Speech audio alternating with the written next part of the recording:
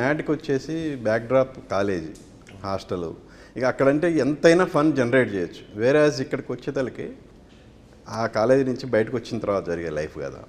So అయినా సరే sir, అదే బ్యాచ్ గోవాకి వెళ్ళి దానికంటే ఎక్కువ ఫన్ కూడా చెయ్యొచ్చు. అదే చేశాను సార్ ఈసారి. So we are confident enough. అంటే మ్యాడ్ కాలేజ్కి వెళ్ళాం కాబట్టి కాలేజ్ అందరి లైఫ్లోనే ఉండేదే. ప్రతి ఒక్కళ్ళు కాలేజ్కి వెళ్తారు, ఎక్స్పీరియన్స్ ఉంటుంది. అలాగే మన ఫ్రెండ్స్ బ్యాచ్తో ట్రిప్ వెళ్దాం అని కూడా అందరూ అనుకుంటారు. So which is equally relatable.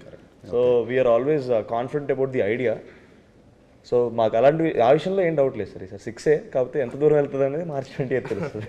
Mad 1లో మీరు అన్నట్టు కాలేజ్లో చాలా ఫన్ జనరేట్ అయింది.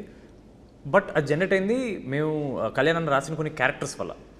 సో ఆ ఏవే క్యారెక్టర్స్ అయితే చాలా ఫన్ జనరేట్ చేసాయో ఆ క్యారెక్టర్స్ వదలకుండా అవే క్యారెక్టర్స్ కొత్త సిచ్యువేషన్లో పెట్టాం సార్. ఓకే. యా, సో అదే కాలేజ్ బ్యాచ్ వాళ్ళు వేరే వేరే ప్రాబ్లమ్స్ ఎదుర్కొంటే ఎలా రియాక్ట్ అవుతారు, వాళ్ళు చేసే పనులేంటి వేరే చోట. సో ఆ క్యారెక్టర్స్ కంటిన్యూ చేస్తున్నాం కాబట్టి ఆ క్యారెక్టర్స్ మా కాన్ఫిడెన్స్ సార్ ప్రస్తుతానికి. ఫిమేల్ లీడ్స్ కూడా కంటిన్యూ అవుతాయి ఇందులో? ఉన్నారు కానీ ఈ పాటలు పాటలో లేదు సార్. ఓకే. మ్యాడ్ క్యూబ్లో ఉంటారా? We will address it. We will address it. Okay. So గోవాకి వెళ్ళిన తర్వాత ఈ గ్యాంగ్ చేసే అరాచకం ఏంటి అసలు?